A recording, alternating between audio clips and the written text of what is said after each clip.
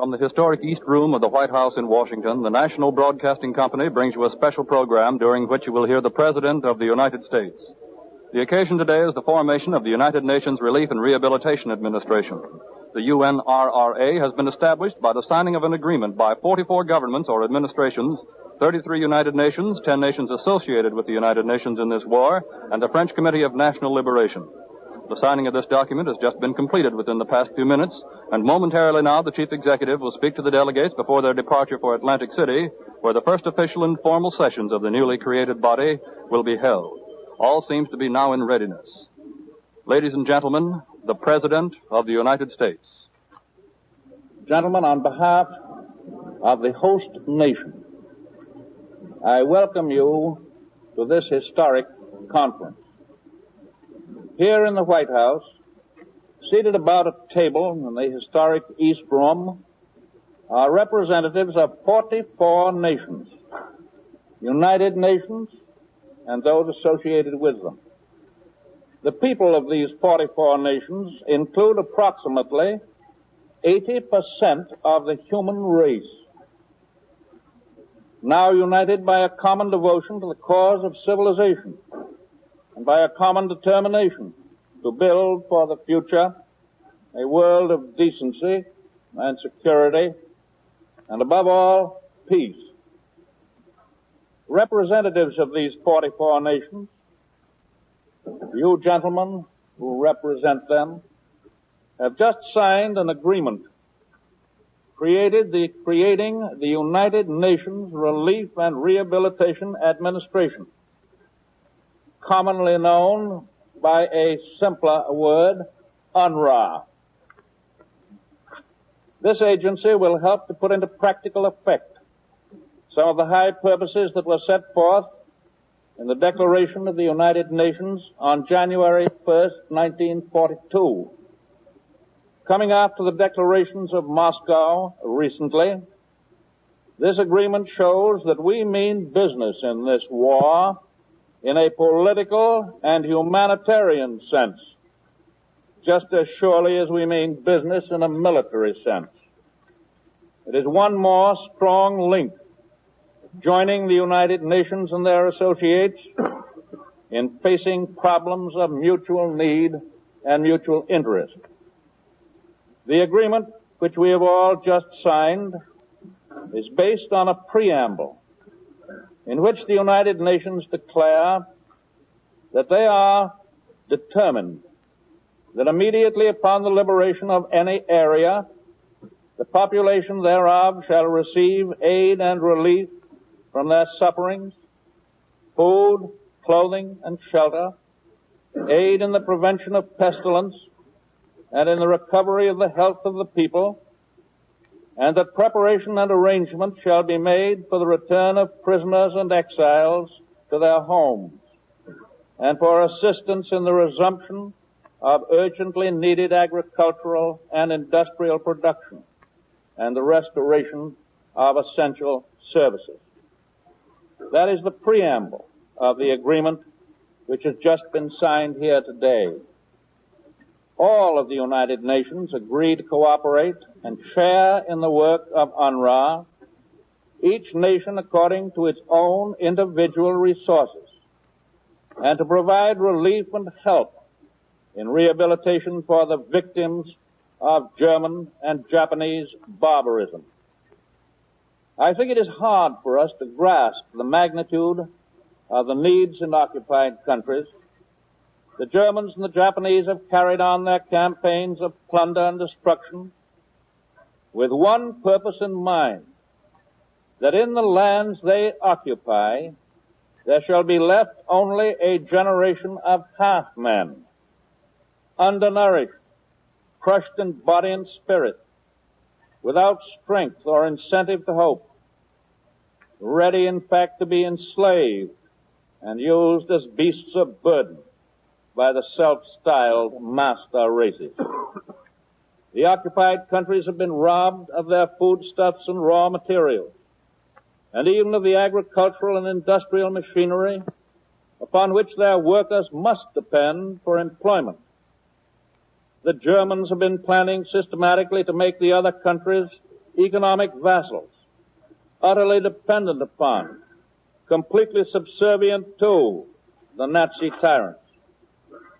Responsibility for alleviating the suffering and misery occasioned by this so-called new order must be assumed not by any individual nation, but by all of the United and Associated Nations acting together. No one country could, or should for that matter, attempt to bear the burden of meeting the vast relief needs, either in money or in supplies. The work confronting UNRWA is immediate and urgent. As it now begins its operations, many of the most fertile food regions of the world are either under Axis domination or have been stripped by the practice of the dictatorships to make themselves self-sustaining on other people's lands. Additional regions will almost inevitably be blackened as the German and Japanese forces in their retreat scorch the earth behind them. So, it will be the task of UNRWA to operate in these areas of food shortages until the resumption of peaceful occupation enables the liberated peoples once more to assume the full burden of their own support. It will be for UNRWA first to assure a fair distribution of available supplies among all of the liberated peoples, and second to ward off death by starvation or exposure among these peoples. It would be supreme irony for us to win a victory and then to inherit world chaos simply because we were unprepared to meet what we know we shall have to meet. We know the common wants, the human wants that will follow liberation. Many ruthlessly shattered cities and villages in Russia, in China, in Italy provide horrible evidence of what the defeated, retreating Germans and Japanese will leave behind. It is not only humane and charitable for the United Nations to supply medicine and food and other necessities to the peoples freed from Axis control. It is a clear matter of enlightened self-interest and of military strategic necessity. This was apparent to us even before the Germans were ousted from any of the territories under their control. But we need not any longer speculate. We have had nearly a year of experience in French Africa and later experience in Sicily and in Italy. In French North Africa, the United Nations have given assistance in the form of seeds and agricultural supplies and agricultural equipment, and have made it possible for the people there to increase their harvest. After years of looting by the Germans, the people of French Africa are now able to supply virtually all of their own food needs, and that in just 1 year. Besides, they are meeting important needs of the Allied armed forces in French Africa, in Sicily, in Italy, and giving much of the civilian labor which assists our armed forces there in loading and unloading the ships.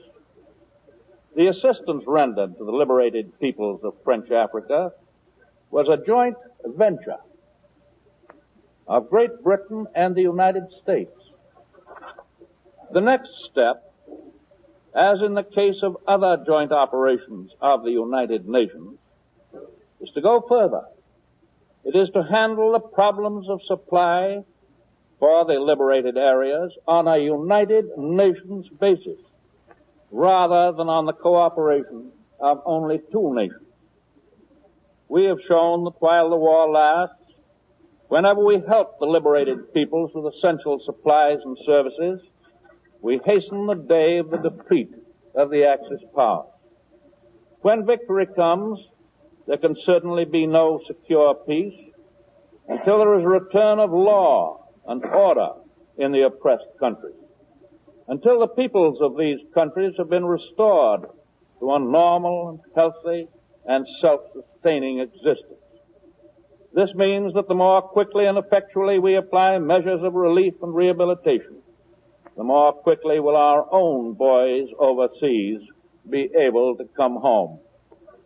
We have acted together with the other United Nations in harnessing our raw materials, our production, and our other resources to defeat the common enemy. We have worked together with the United Nations in full agreement and action in the fighting on land and on sea and in the air. We are now about to take an additional step in the combined actions that are necessary to win the war and to build the foundation for a secure peace.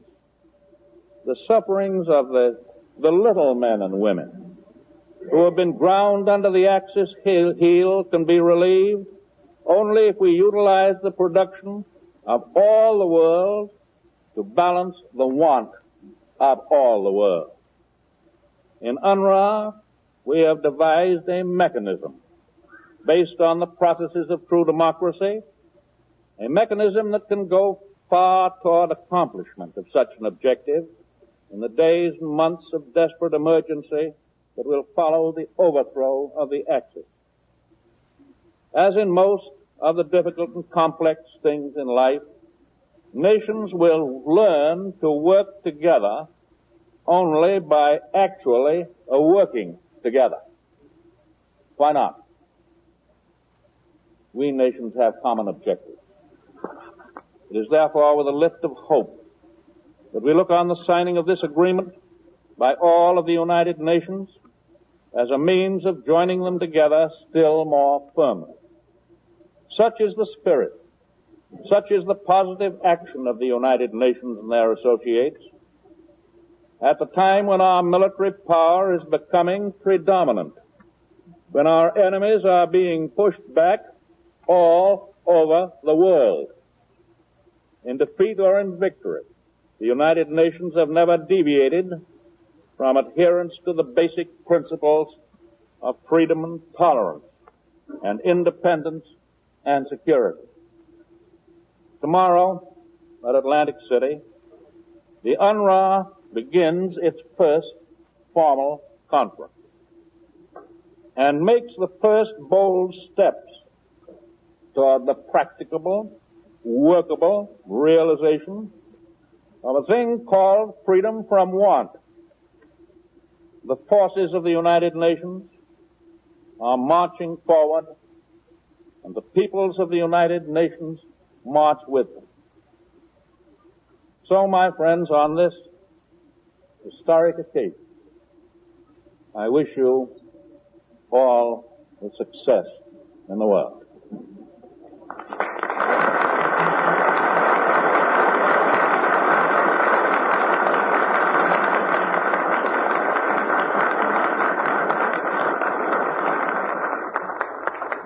You have just heard an address by the Chief Executive of the nation, the President of the United States, as he spoke in the East Room of the White House, to the various delegates assembled here today for the signing ceremonies setting up UNRWA, the United Nations Relief and Rehabilitation Administration.